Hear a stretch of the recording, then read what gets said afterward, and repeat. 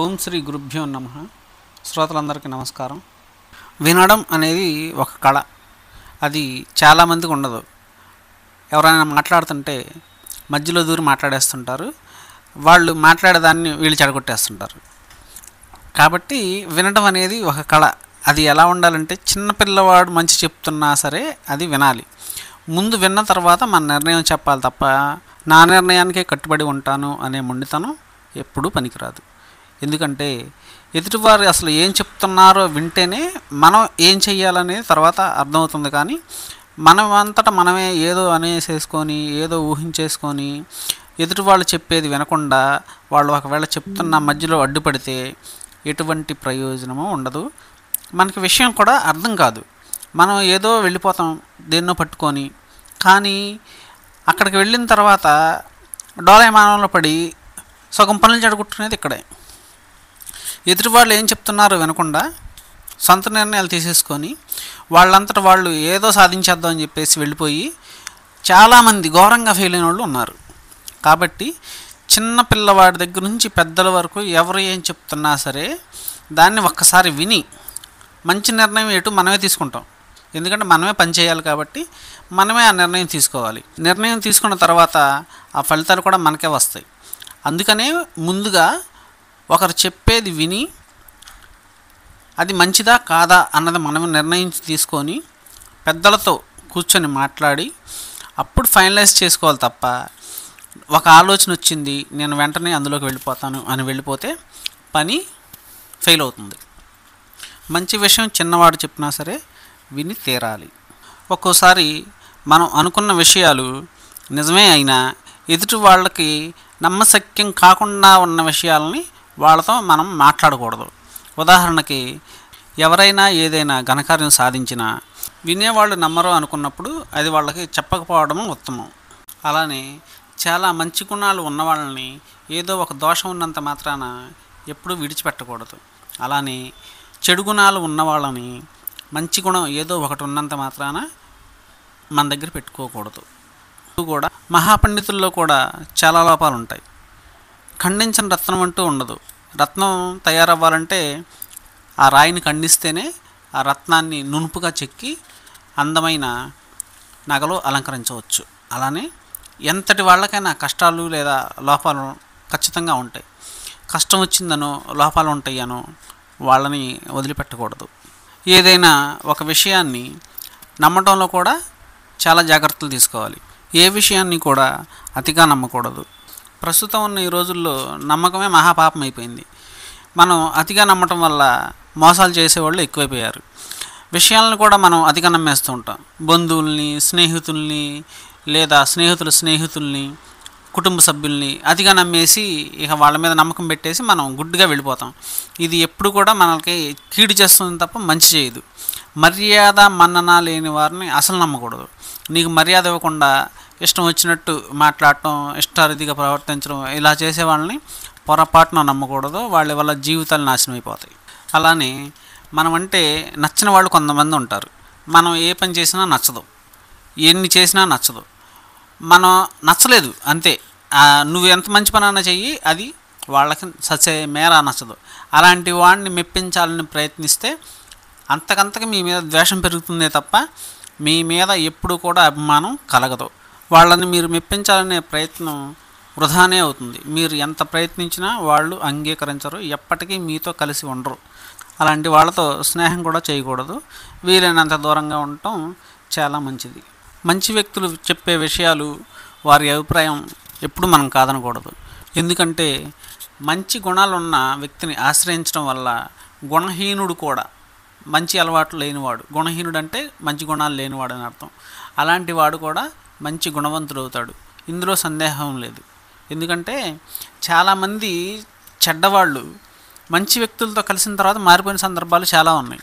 పాలని ఆశ్రయించిన నీరు పాలే అవుతుంది కదా. అలాగే మంచి గుణాలు ఉన్న వ్యక్తిని కలిస్తే చెడ్డవాడు కూడా మంచివాడుగా అయ్యే అవకాశం ఎక్కువ ఉంది.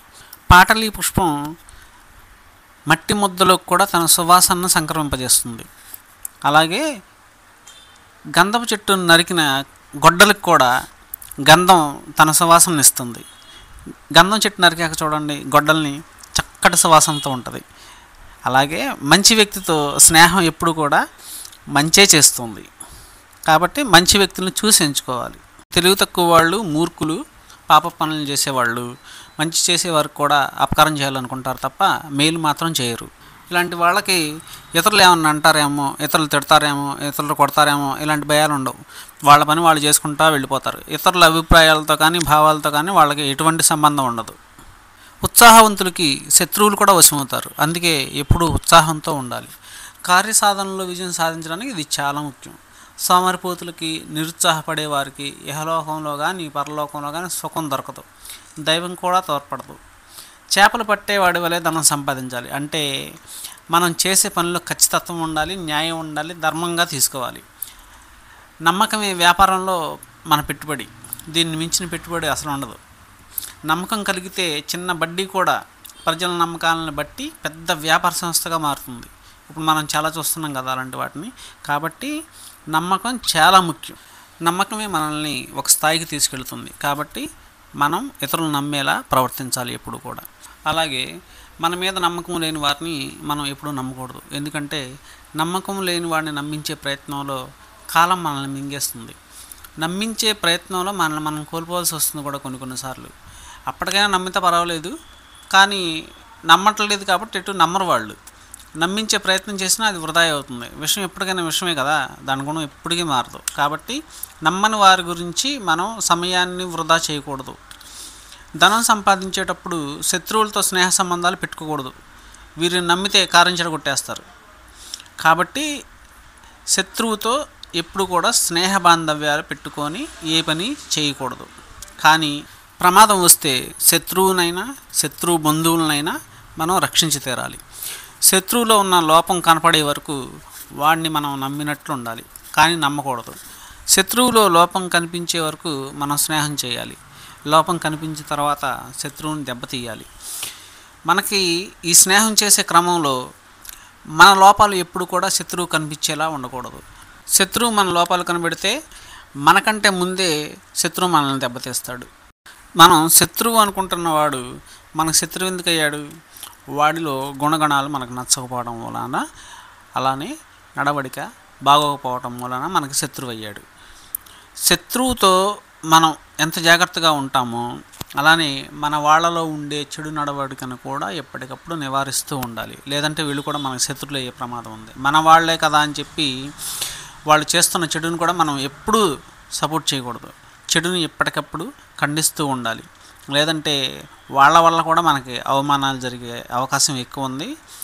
దాని తర్వాత మనం బాధపడాల్సిన పరిస్థితి కూడా వస్తుంది. చూస్తున్నాం కదా, కొడుకుల మూలాన ఎంత ఇబ్బందులు పడుతున్నారో తల్లిదండ్రులు మనం చూస్తూనే ఉన్నాం కదా. కొడుకులు చెడ్డోళ్ళు అవడం వలన తల్లిదండ్రులు అనేక మాటలు పడాల్సి వస్తుంది. తల్లిదండ్రుల మూలాన కొడుకులు కొన్ని చోట్ల మాటలు పడాల్సి వస్తుంది. కొడుకులనే కాదు, కొడుకులు కూతుళ్ళు ఎవరైనా సరే వాళ్ళ మూలానే కదా దెబ్బతింటున్నాం. మన బంధువుల మూలాన మనల్ని ఎన్నిసార్లు ఎంతమందితో ఎన్ని అవమానాలు ఎదుర్కోవాల్సి వస్తుందో చాలామంది ఇళ్లలో మనం చూస్తూనే ఉన్నాం కదా. కాబట్టి మన వాళ్ళ ప్రవర్తన కూడా మనకి చాలా ముఖ్యం. వాళ్ళ నడవడికని ఎప్పటికప్పుడు తప్పుదోవలో ఉంటే సరి చేయాల్సిన బాధ్యత మన మీద ఉంది. బాడీలో ఉన్న ఒక పార్ట్లో దోషం ఉంటే మనిషిని ఎలా కృంగదీస్తుందో, కుటుంబంలో ఏ ఒక్కరిలో ప్రవర్తన లోపం ఉన్నా కుటుంబం మొత్తం దాని పరిణామం ఎదుర్కోవాల్సి వస్తుంది.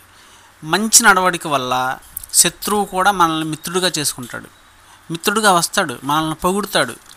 మన నడవడిక సరిగ్గా ఉండాలి. మన నడవడికే మన ఎదుగుదలకి సోపానం. కాబట్టి మన నడవడికలో ఎప్పటికప్పుడు మన లోపాలు సరి చేసుకుంటూ ఉండాలి.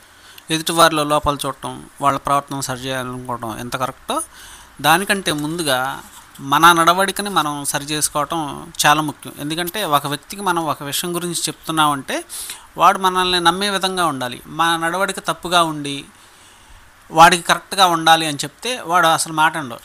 మనం తాగుతూ తిరుగుతూ ఇష్టం వచ్చినట్టు ప్రవర్తిస్తూ ఎదుటివాడికి మాత్రం మనం నీతులు చెప్తే ఎవడు మాత్రం వింటాడు మన మాట? ఎవడో వినడు. కాబట్టి ముందు మన నడవడిక మార్చుకొని మంచిగా మారి మంచి విషయాలు చెప్తే ఇతరులు కూడా గ్రహిస్తారు. వాళ్ళు కూడా మన నడవడికను చూసి మారే అవకాశం కూడా ఉంటుంది. కాబట్టి మంచి ప్రవర్తన మనల్ని ఎప్పుడు కూడా ఉన్నతమైన స్థితిలో నిలబెడుతుంది. ఈ వీడియో నచ్చితే లైక్ చేయండి, కామెంట్ చేయండి, షేర్ చేయండి. మరో వీడియోలో మళ్ళీ కలుసుకుందాం. జై హింద్. లోకా సమస్తా సుఖినో భవంతు.